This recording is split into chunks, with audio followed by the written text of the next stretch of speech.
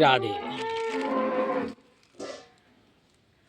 जय श्री राधे। भगवान श्रीमद् भगवत गीता में क्या कहते हैं, आज की स्थिति को देखते हुए हम आपको कुछ श्लोक बताते हैं जिससे आपको पता लगेगा कि भगवान का भाव किस प्रकार का है, हमको क्या करना चाहिए। हम जिस प्रकार से इस देश में जिन भावनाओं को लेकर आते हैं उनसे पब्लिक पर क्या असर पड़ रहा है। देखिए श्रीमद् भगवत गीता के अध्याय 6 में क्या लिखा है कि सुरहीन मित्रा रुदासीन मध्यस्थ द्वेष बंधुषु साधु बपि च पापेषु समबुद्धिर विशिष्यते। सुहृद मित्र वैरी उदासीन मध्यस्थ द्वेष और बंध गणों में, धर्मात्माओं में और पापियों में भी समान भाव रखने वाला अत्यंत श्रेष्ठ है।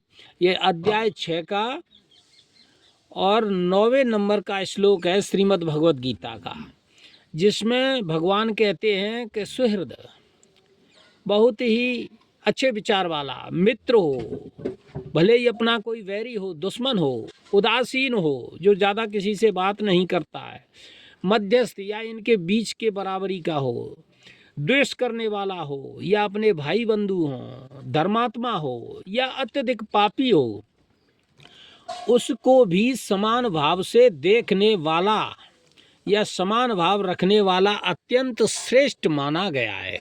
इसलिए कहने का अर्थ यह निकलता है कि किसी के भी साथ अन्याय मत करो, वह किसी भी जाति का हो।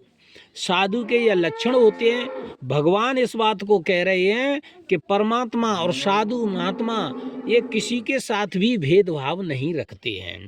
फिर इसमें हमें जाति से क्या लेना देना।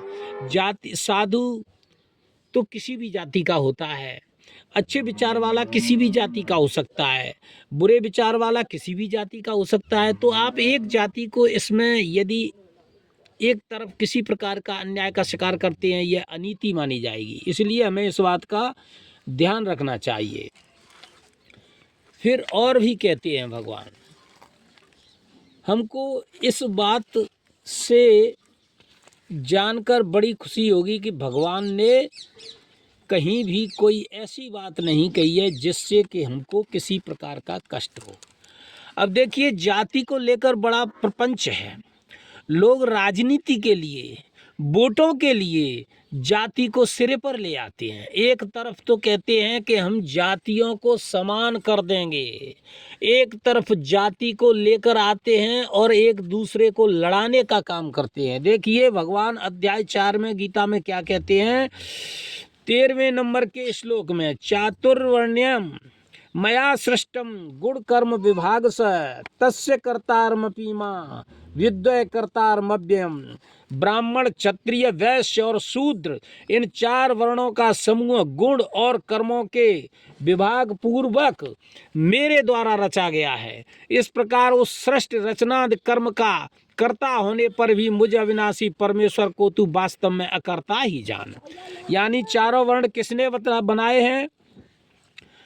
चातुर्वर्ण्यम मया सृष्टम गुण कर्म विभाग स तस्य कर्तारमपि मां विद्वय कर्तारमव्ययम। ब्राह्मण, क्षत्रिय, वैश्य और शूद्र इन 4 वर्णों की स्थापना भगवान कृष्ण ने गीता में कहा है कि मेरे द्वारा ही रचा गया है। अब इस वर्ण व्यवस्था को हम तोड़ें तो यह उचित बात नहीं होती है। यदि आप इसको तोड़ दोगे तो फिर भगवान मंदिर में विराजमान है, ठाकुर जी के जो नियम हैं वह कैसे चलेंगे, कैसे पूजा होगी? जब जाति खत्म हो जाएगी तो पूजा होने का तो कोई प्रश्न ही नहीं आता है। इसलिए हमको कहीं भी किसी के साथ अन्याय नहीं करना चाहिए, किसी को अपमानित नहीं करना चाहिए, और सबको अगर आपको समान रखना है, बराबरी में लाना है, तो आप आरक्षण को ख़त्म करिए और अपने बलबूते पर बढ़ने दो, यह ठीक रहेगा। आरक्षण को समाप्त करिए, न किसी को भी परेशान करो, नीति के नियम रखो, कोई किसी को कष्ट नहीं देगा, अपने अपने आचरण को सुधारो, यह सबसे बेहतर रहेगा। जय श्री राम।